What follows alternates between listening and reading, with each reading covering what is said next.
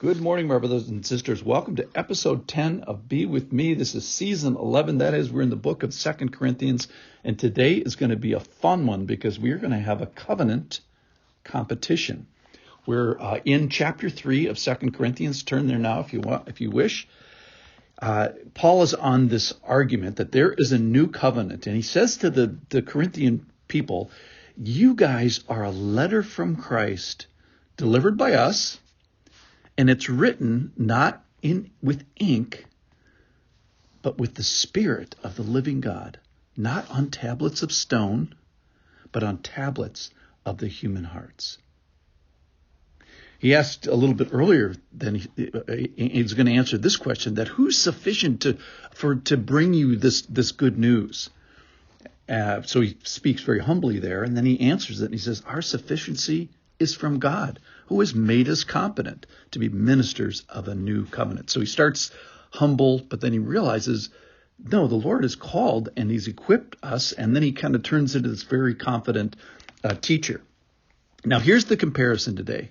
We're going to compare the old covenant with the new covenant, and we're going to talk about what's the covenant called, who delivers the covenant, what's the real name of the covenant, what is the result of the covenant, and what characteristic of God is displayed. So let's start with the old covenant. So first of all, we call it an old covenant. The deliverer of that old covenant was a guy by the name of Moses. Now, the problem here is what happens in today's passage. He says, this is a killer covenant. So let's read that part. Now, if the ministry of death, he's talking about the old covenant here, carved in letters on stone, came with such glory that the Israelites could not gaze at Moses' face because of its glory, which was being brought to an end. Will not the ministry of the Spirit, so now he's comparing the new covenant, the covenant of the Spirit, have even more glory? For if there was glory in the ministry of condemnation, another name for the old covenant, the ministry of righteousness, another name for the new covenant, must far exceed it in glory. Indeed, in this case, what once had glory has come to have no glory at all. So the old covenant is losing its glory, it's fading out, because of the glory that surpasses it. So the new covenant is more glorious, shiny, and bright. Indeed, because of the glory that surpasses it. For what was being brought to an end came with glory, much more will what is permanent have glory. So let's compare the old covenant with the new covenant. So this old covenant was brought to us from a human standpoint by Moses.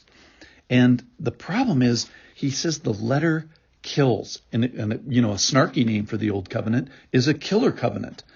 The problem is the killer, what it kills is it kills us, because we can't make it to God. The covenant is like a sign. We're walking down this road, and there's a branch off the road that says, hey, you cannot make it this way. You got to find a different way. And that happens with the new covenant. So he says the old covenant is also known as the ministry of death and the ministry of condemnation. It's such a bummer. Now, it is accompanied by a little bit of glory. That is, we have a God who sees us. We have a God who comes down. We have a God who makes a covenant. The problem is, in the old covenant, he made it with a bunch of covenant breakers. The good news is he does tell us that, hey, you can't make it this way. Now, he's going to get to this glory that's on Moses' face, and he eventually has to be veiled. But hold that thought. That we're not going to have time for that today. Then the other critical element of the old covenant is the length of it. He says in verse 7 that it is being brought to an end. In verse 11, it is being brought to an end, so that the glory is coming to it. The glory that is represented by God coming down and God's characteristic being displayed in it, that glory is coming to an end. So it is a way to describe the old covenant is a gone covenant. It's not an old covenant. It's a no covenant. There is no old covenant. It is gone.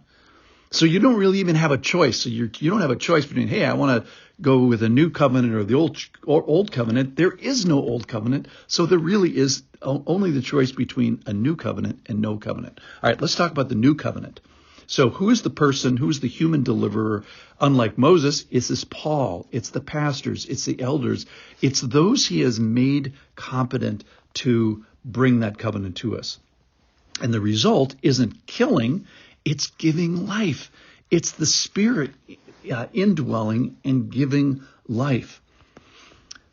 Another name for it is it's a ministry of the Spirit. It's the ministry of righteousness as opposed to ministry of death and condemnation.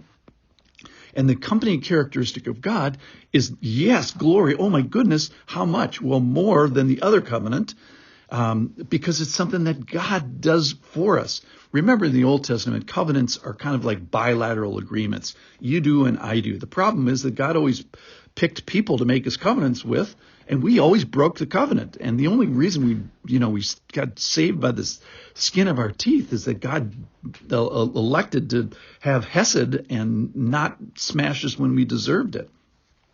But now the covenant in the New Testament is a little bit different. These are unilateral covenants made by God, like a will is, like a last will and testament, and they are done for us. And all we have to say, our part in it isn't, to do anything other than just to say yes.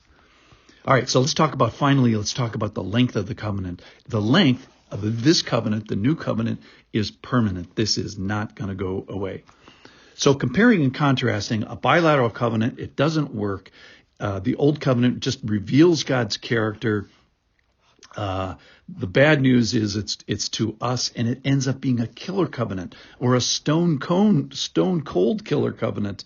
You can't earn it. You can't do it. You can't work your way up to it. You can't work your way towards God's grace. And if you think you can, go ahead and try today. You won't even make it to lunchtime.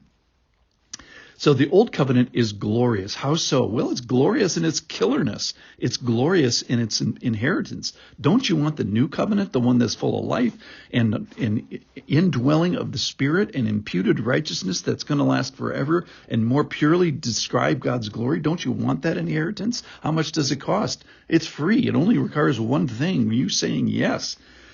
I love in the Old Testament how people sometimes say, hey, I don't like the God of the Old Testament. That's not true. What you really don't like is you don't like the covenant of the Old Testament. Nobody does, because it's temporary and it's full of death and full of condemnation, and it just points you towards another one. So you're right.